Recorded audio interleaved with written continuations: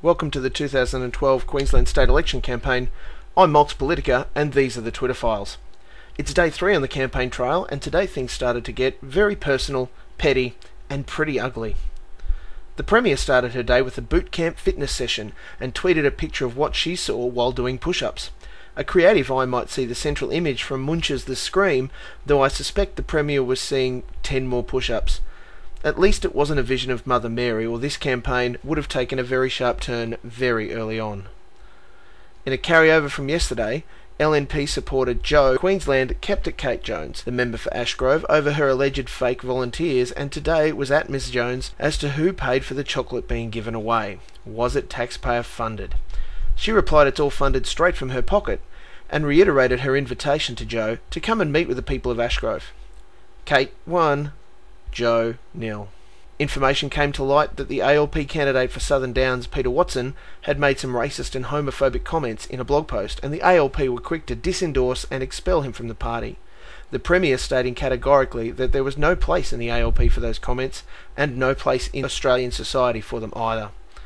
Questions were raised about LNP MP Fiona Simpson and North Queensland candidate Gavin King as to whether the LNP would take action against them in the same way for similar comments made in the past.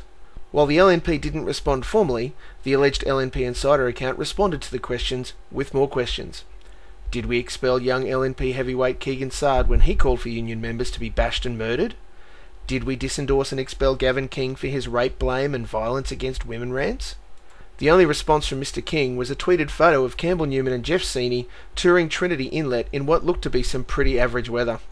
The LNP were up north to promise to create jobs in the area by dredging the inlet to allow larger cruise ships to enter, part of their boost to Cairns' tourism industry.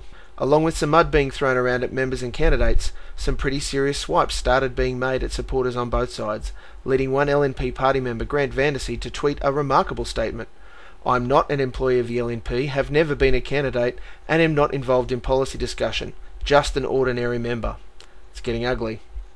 Later, an ambiguous tweet from the main LNP account regarding connections that don't exist left many wondering if one of the Qantas interns had got a hold of the account for just a moment. Amongst the promises and policies delivered up north today, Premier Anna Bligh offered that if re-elected, they would provide $1.25 million for a new state-of-the-art SES headquarters in Cairns, some additional hope for locals who often require the services of this great volunteer organisation. Katter's Australian Party turned up at a coal seam gas protest, and Aidan McClendon managed a rare feat, name-dropping while politicking and grandstanding at the same time. Why he expected the LNP or ALP to show up at his photo op is beyond this commentator. Continuing the petty vibe of the day, Kate Jones noted her opposite number starts another day miles away from Ashgrove, while she's at a local railway station talking with locals. Jo Queensland responded noting, the Queensland Premier is in Mackay. Does she hate her voters in South Brisbane? Touché, and now it's Kate and Jo, 1-1. The Premier offered another promise to trial an iPad program for 5,000 Year 7 students, with the view it would open up to all Year 7 students statewide if successful. As is the Queensland Labor way, there was a video of the press conference announcing the deal available on YouTube shortly afterwards. The LNP, to their credit, tweeted a response to this policy, linked to their website for full details, and even though again they offered many opportunities to share the article across social networks, no one has taken up the offer as yet. State member for Southport Peter Lawler, not exactly known for his engagement in social media, did take the time to remind everyone they had until 5 p.m. this Saturday to enrol or update their details for the state election. At least someone remembered. Peter Dowling, the LNP member for Redlands, made the decision to give up Twitter for Lent, much to the chagrin of his counterpart David Gibson, the member for Gympie. If nothing else, Twitter can act as a kind of early warning network. Bob Katter announced he'd be in Gympie for a 10 a.m. press conference with his party's local candidate on Wednesday, the candidate's name withheld and noticeably missing.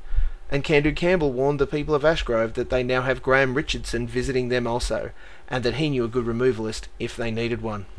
In wrapping the day, David Gibson asked the Twitter sphere if they felt the tone of the tweets had gotten better or worse since the election was called. With 32 days to go, even Mr Gibson would agree, reflecting on today's activities, it hasn't gotten any better, and there's plenty of time for it to get a whole lot worse. I'm Qld Politica, and these are the Twitter files.